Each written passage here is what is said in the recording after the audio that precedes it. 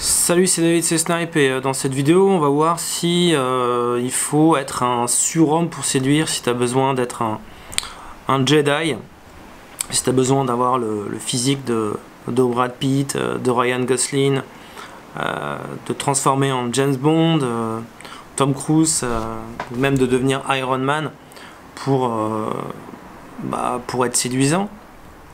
C'est vrai que on a, les premiers modèles de séduction qu'on a, c'est les super-héros dans les films, c'est les films qu'on voit, voilà, les films d'Hollywood,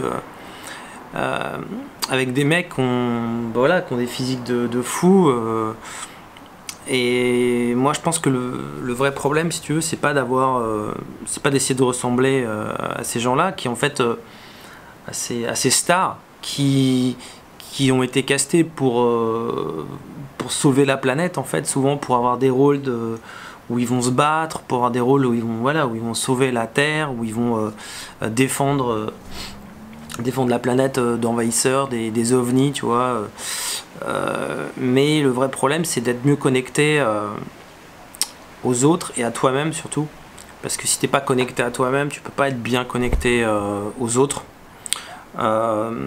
Mais le fait d'avoir ces idoles en fait de cinéma et de se dire voilà, ce mec là c'est le mec qui chope, tu vois, quand tu vois un James Bond par exemple avec la belle bagnole, la belle gueule, le beau costard qui claque des doigts et puis voilà, la fille se jette dans ses bras, bah tu te dis forcément naturellement que c'est ça qu'il faut faire en fait, c'est les premiers modèles qu'on a, tu vois, t'as envie d'être James Bond, tu vois, quand tu vois Iron Man, c'est pareil, qui a la super Audi, la super caisse, la super villa, et puis qui fait claque, et puis voilà, les filles se jettent sur lui, et qui est super séduisant, super drôle, tu te dis, bah, je veux être, je sais plus, c'est Stark d'ailleurs, c'est pas Philippe Stark, c'est le designer, mais bon, je sais plus comment il s'appelle, mais le gars qui fait Iron Man. Donc tu vois de qui je veux parler. Voilà, tu te dis voilà, c'est ça quoi. T'as envie de ressembler à ces mecs-là parce que dans les films finalement l'image qu'ils donnent c'est ça, c'est d'avoir le comportement, l'attitude et le physique qui va faire que finalement c'est des modèles de mecs attirants. Le truc c'est que les films c'est pas là, il y a une différence vraiment entre le divertissement, entre ce qui est fait pour nous divertir et puis la réalité. Et de toute façon dans la vraie vie, voilà, tu n'as pas d'ovni qui débarque du ciel, donc t'as pas besoin de voilà. Mais non, je dis, le vrai problème c'est d'être connecté finalement, c'est la communication, c'est le premier truc finalement qui va t'aider, c'est de mieux communiquer. Moi ce qui m'a vraiment aidé au début c'était de faire du développement personnel, c'est de comprendre un peu les rouages, d'étudier la psychologie, le développement personnel, la PNL, la programmation neurolinguistique, l'analyse transactionnelle, de m'intéresser au comportement humain. Ça m'a énormément aidé et ça aide en fait à comprendre à la fois les autres, comment ils fonctionnent, et puis à te comprendre toi. Tu vois, en PNL par exemple, on te dit que le cerveau, tu vois, il a 3 filtres. C'est-à-dire qu'on a tous tendance à faire des généralisations. Par exemple, quand tu fais des stéréotypes, quand tu as des préjugés, tout type de préjugés, hein, c'est une forme de généralisation. On a tous tendance à déformer une information. Quand tu écoutes quelque chose, tu ne reçois qu'une partie du message. Et puis à omettre aussi certaines choses, à oublier. On a tous ce genre de filtre. On déforme la réalité, on déforme l'information, on filtre en fait. Et le fait de comprendre comment on fonctionne, le fait de comprendre comment les autres fonctionnent, ça permet de mieux se connaître et quand on se connaît mieux, ou quand on comprend mieux le comportement, la psychologie, en fait, on est mieux capable de parler avec les autres. Il y a aussi un truc qui m'avait frappé, qui m'avait marqué dans PNL, qui était un concept qui est super important, c'est la carte n'est pas le territoire, c'est la représentation qu'on se fait du monde qui n'est pas la même, d'accord. On a tous une carte du monde, on voit tous le monde différemment, et du coup quand tu veux mieux communiquer avec les autres, c'est comprendre leur carte, c'est comprendre leur référentiel, c'est comprendre pourquoi est-ce qu'ils en viennent à penser ce qu'ils pensent. Par exemple, tu vois dans les débats télévisés que les gens ils parlent avec leur propre carte du monde, mais ils n'essaient pas de comprendre la carte de la personne qui est en face d'eux. Ils ne font jamais preuve d'empathie. En même temps, c'est le jeu de la télé de faire du divertissement, de faire de l'audience, d'avoir des clashs, d'avoir des polémiques. Et du coup, voilà, les gens vont pas débattre pour après finalement essayer de se comprendre. Ça ferait pas une bonne émission de télé sans doute. Moi je pense que ça peut faire il y a des formats où les gens essaient de se comprendre, mais justement quand tu veux aller vers l'autre et te connecter, tu vois bien que quand les gens restent dans leur carte et qu'ils essaient pas de comprendre l'autre, ils se lient pas, il n'y a pas de connexion, au contraire ça divise les gens. Ils s'éloignent de la personne qui est en face d'eux, c'est pas de l'amour, ça se transforme en haine en fait, c'est de la haine. Et au contraire, plus tu vas vers l'empathie, plus tu vas vers la compréhension, plus tu essaies de comprendre la carte. La carte, c'est quoi? On a tous une expérience du monde, une vision du monde qui est liée à ce qu'on a appris, ce qu'on a lu, les expériences qu'on a eues. Tu sais, on dit que tout se fait dans l'enfance, forcément, si ton enfance ne ressemble pas à l'enfance du mec qui est à côté de toi, t'as pas vécu les mêmes choses, il a pas vécu la même chose. Tu sais, c'est un peu, tu sais, quand tu parles à quelqu'un, la personne te dit ouais, tu connais pas ma vie, c'est ça, tu connais pas sa carte en fait. Tu connais pas sa carte, et la carte n'est pas le territoire, la carte n'est pas la réalité, ta carte n'est pas la réalité. Ça, tu vois, c'est un principe de PNL, je crois que c'est le premier principe de PNL, il y en a plein d'autres. Et déjà, rien que ce principe-là, il est extrêmement puissant, parce qu'il te permet de mieux te connecter aux autres en essayant de comprendre leur carte, tu vois. Simplement, ça pour dire que ça lie, ça crée de la connexion. Et puis ça crée de la connexion aux autres, ça crée aussi de la connexion à toi-même, parce que pourquoi est-ce que tu penses comme ça? Pourquoi est-ce que tu as telle opinion sur tel sujet, tu vois? Le fait de comprendre ce principe, ça permet aussi de te relater à tes expériences, à ce que tu as vécu, à tes sources d'informations, et donc aussi à mieux comprendre pourquoi tu penses, pourquoi tu crois ce que tu crois aujourd'hui. Ça peut être par rapport à la religion, par rapport à la politique, quelles sont tes influences, d'où ça vient, tu vois. Et mieux te connaître, ça permet aussi de te sentir mieux, et puis aussi de mieux communiquer avec quelqu'un qui va être différent de toi. Et quand tu fais des rencontres dans ta vie sociale, dans ta vie sentimentale, tu rencontres plein de gens qui ont des cartes extrêmement différentes. Et donc plus tu es capable de comprendre leurs cartes, et plus tu es capable de te lier à eux, parce que justement tu vas rentrer dans leur univers en fait. Tu vas être plus capable de rentrer dans l'univers. Alors les gens qui veulent rester dans leur carte, ils restent dans leur communauté, ils restent avec que des gens qui leur ressemblent. Mais du coup, quand tu fais ça, quand tu restes qu'avec des gens qui te ressemblent, aussi tu as une vie qui est moins riche en tout cas, en allant vers les autres, tu vas découvrir plein de choses. Enfin, moi je trouve que c'est un enrichissement de découvrir des gens qui sont différents de moi, d'apprendre à comprendre pourquoi ils pensent ce qu'ils pensent, pourquoi ils ont tel avis. Et le plus intéressant, c'est justement encore, pour moi en tout cas, c'est d'aller vers des gens qui pensent pas comme moi, qui sont différents de moi. Pourquoi ils pensent... Tu vois, c'est un exercice que tu peux faire, qui est, je pense, l'exercice le plus difficile.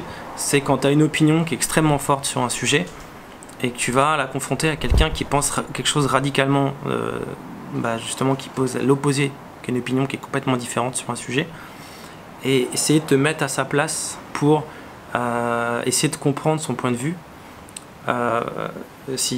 Plus c'est identitaire et plus c'est difficile, mais plus tu fais ça finalement, et plus tu es capable de travailler ta relation aux autres, ton empathie, ta connexion.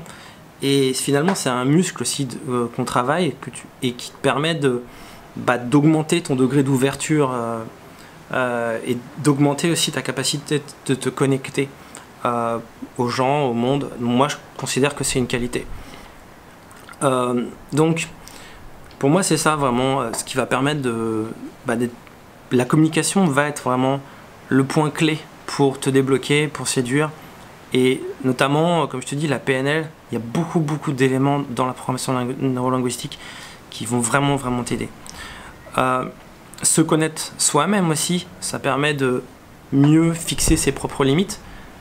Quand on ne se connaît pas, on a du mal à communiquer aux autres parce qu'on ne se connaît pas aussi. Et par exemple, le fait de mieux se connaître permet de fixer ses propres limites, d'avoir des limites. Par exemple, si tu es avec des filles, tu vois, il y a des mecs qui ne savent pas fixer des limites. Du coup, quand tu ne sais pas fixer des limites, tu n'aides pas les autres à communiquer avec toi. Donc le problème ne vient pas forcément des autres, mais il peut venir de toi et du fait que tu n'es pas capable, en fait, suffisamment, encore aujourd'hui, de fixer des limites.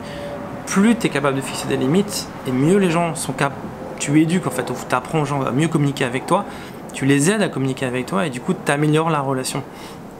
Donc finalement, le fait d'apprendre à mieux se connaître permet de mieux communiquer. Et si tu dois choisir d'abord entre te connecter aux autres ou te connecter à toi, pour moi c'est d'abord se connecter à soi, apprendre à bien se connaître et après se connecter aux autres. Parce que c'est difficile, tu essaies de t'adapter en permanence aux autres, en fait, sans être toi-même. Il y a un truc qui va pas tromper, c'est tes émotions, d'accord? C'est ce que tu ressens. Pour moi, c'est ça, apprendre à connaître soi-même, c'est comment est-ce que tu ressens les choses par rapport à une situation. Il y a toi, chaque personne ressent en fait les choses différemment, on est tous différents. Ça, c'est apprendre à se connaître, c'est aussi apprendre, voilà, se connaître, c'est apprendre notre ressenti à travers des expériences différentes. On n'a pas tous le même ressenti, et c'est ça qui fait qu'on est unique, c'est ça aussi qui fait qu'après, on est capable de mieux communiquer. Justement, il y a un sujet qui est important, dont on parle beaucoup aussi en séduction, en développement personnel, l'authenticité. L'authenticité, c'est important d'être authentique pour créer des relations qui sont fortes. D'accord, on va dire souvent soit authentique, soit sincère. Le problème, c'est que t'es pas assez authentique, t'es pas assez toi-même. Ça, c'est le sujet, je crois que dans les conseils de séduction qu'on m'avait donné, je crois que c'est le conseil le plus bateau, c'est sois toi-même, tu vois. Bah, c'est une fille qui te plaît, sois toi-même, d'accord.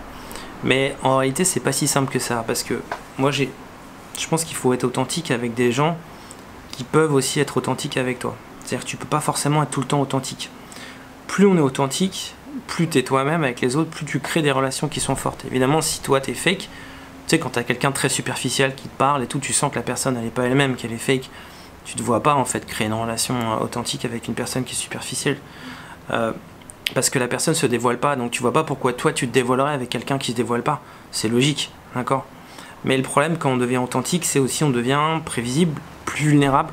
Et donc, on peut pas, ce qu'on te dit pas, ce qu'on dit pas assez, c'est qu'on peut pas être authentique, je crois, avec tout le monde et tout le temps. Et surtout avec tout le monde.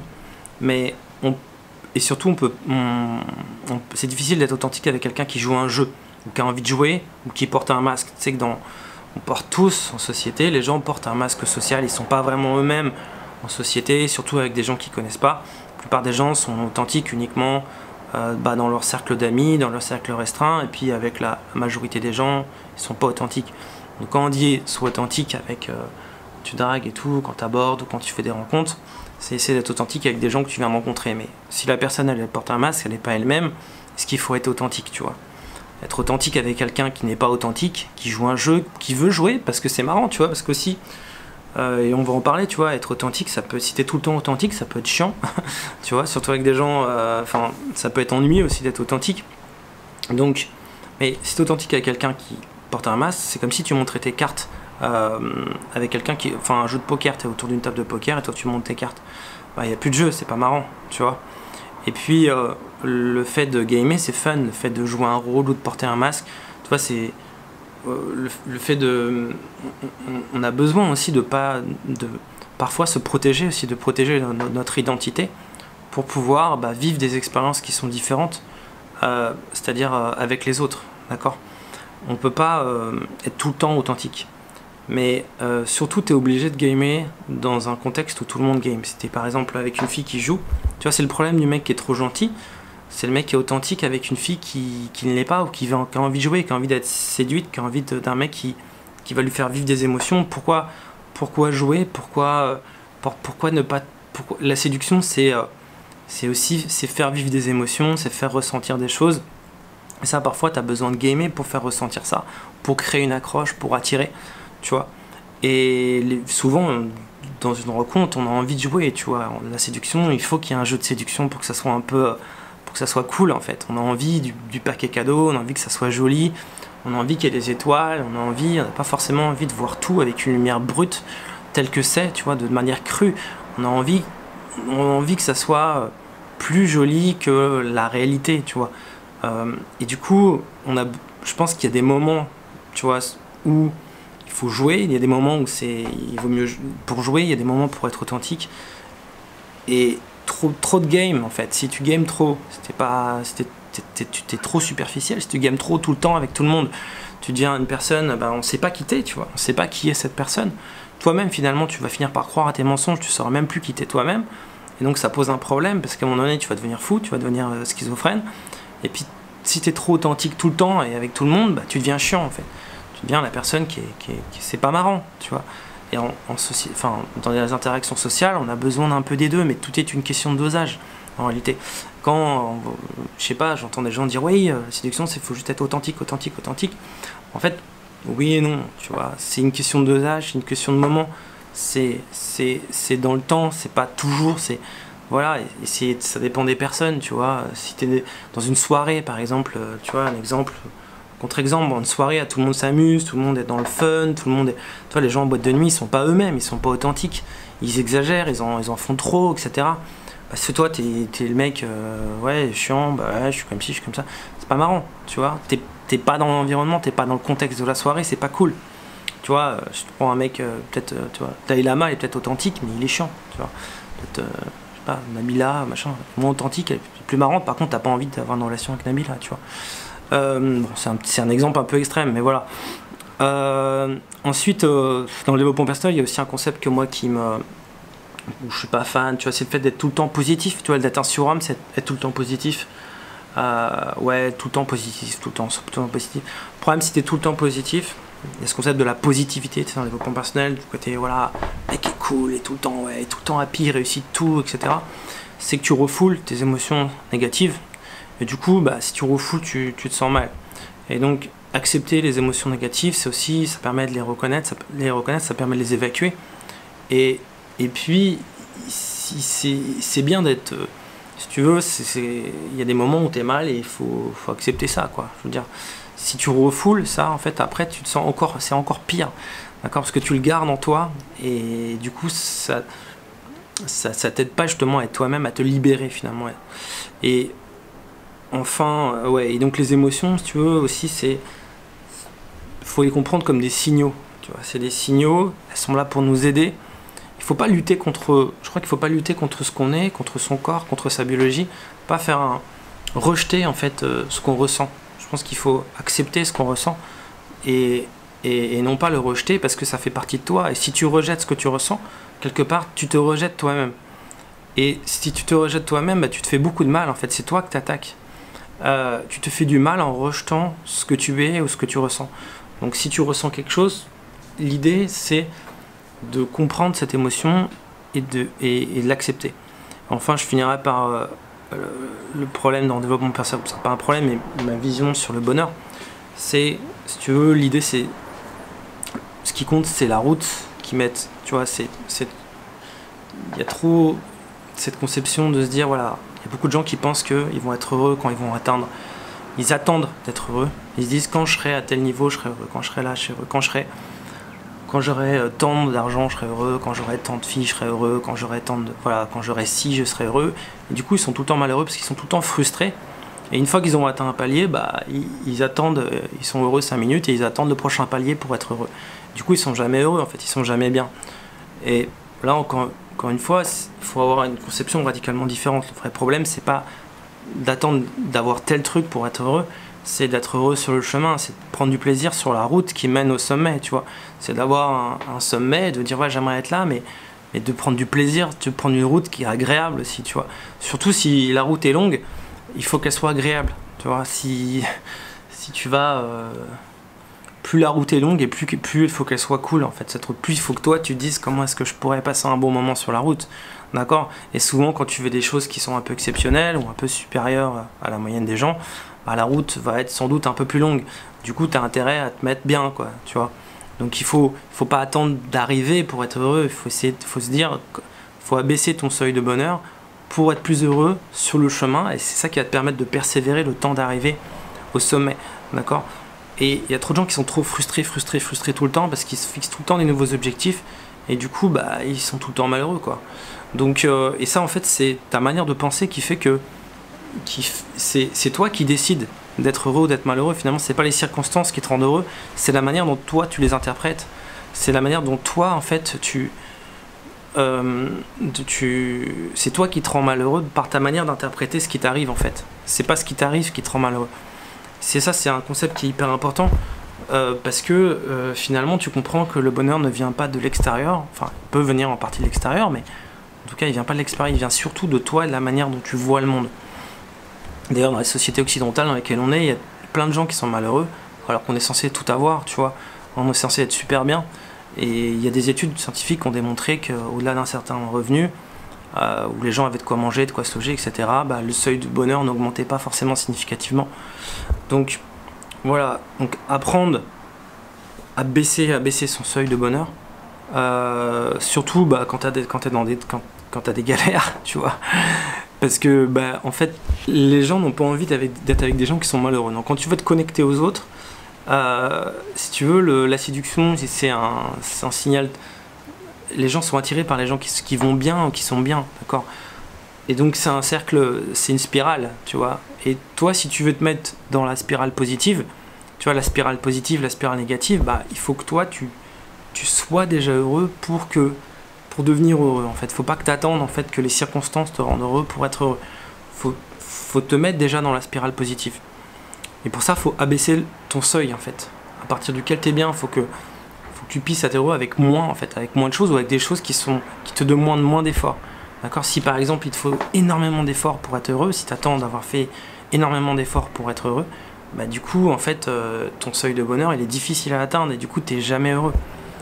Et il y a aussi un autre truc aussi qui est important, que moi je trouve important, c'est de comprendre que chaque choix qu'on fait va entraîner des sacrifices. Je pense qu'on a trop tendance à avoir un idéal en fait de ce qui va être l'épanouissement total et à se dire quand je vais être là, je vais être complètement à 100% heureux.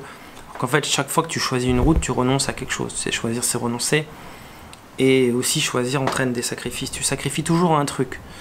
Et si tu n'acceptes pas, tu vois, le problème de ne pas accepter, tu vois, le truc accepter ou lâcher prise.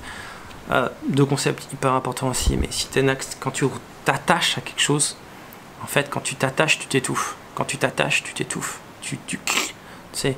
Et du coup, tu es pas bien non plus. Donc il faut être capable de comprendre que chaque choix entraîne quand tu vas choisir une autre, tu vas perdre quelque chose et d'être capable de lâcher. Tu vois, en quel cas tu t'es mal parce que tu veux changer mais tu ne veux pas lâcher autre chose. D'accord. Bon, j'aurais plein d'exemples à te donner, mais voilà, là je t'en donnerai plus tard. Justement, t'as un pack de développement personnel qui est valable donc qui est disponible jusqu'à demain soir. Donc tu as 3 formations dans ce pack. Je t'ai mis 3 super formations. Tu as boosté sa confiance en soi. Donc 3 formations qui normalement coûtent 197 €, que là tu vas avoir pour seulement 99 € les 3, donc c'est vraiment intéressant. Tu as boosté sa confiance en soi, qui va vraiment c'est une formation que tu vas garder longtemps. Je pense qu'il faut que tu la revoies. C'est des trucs c'est une formation que tu vas vraiment garder longtemps. Tu as séduire avec la PNL, programmation linguistique, neurolinguistique, je t'en ai parlé, c'est vraiment exceptionnel ce que ça peut t'apporter dans ton développement personnel et aussi dans la séduction. Et là, je l'ai orienté séduction, donc c'est pour les séducteurs, donc c'est adapté aussi aux rencontres. Donc il y a les concepts qui sont importants. C'est la PNL façon snipe, tu vois. Donc vraiment, faut que tu regardes ça. Et puis il y a comment être vraiment heureux, parce que finalement, faut pas attendre d'être heureux. Faut pas attendre qu'une fille te rende heureux, dans la séduction, faut que tu sois heureux avant de rencontrer une fille, en fait. Faut pas que tu attendes qu'une fille soit, faut pas que tu comptes sur les autres pour être heureux, faut que ton bonheur. Donc l'idée franchement de cette formation, c'est ça, c'est comment être vraiment heureux. Et je te donne tellement de choses, tellement de contenu dans cette formation. Voilà, il y a beaucoup de gens qui l'ont pris au prix fort. Donc là, c'est vraiment une affaire. Ce pack que je te fais ici jusqu'à demain soir. Donc faut vraiment pas que tu rates ça, parce que c'est vraiment une formation qui a vraiment un potentiel de vraiment changer ta vie. Moi, ça a changé ma vie. Voilà, j'ai envie que ça puisse changer la tienne. Donc tout est dans la description de cette vidéo. Donc tu as le lien. C'est jusqu'à demain soir. Et voilà, tu cliques sur le lien. Ensuite, voilà, c'est très simple. Tu as juste à suivre les étapes qui sont juste derrière dans le lien qui est dans la description de cette vidéo. Et moi, je te dis à bientôt pour une prochaine vidéo. Salut!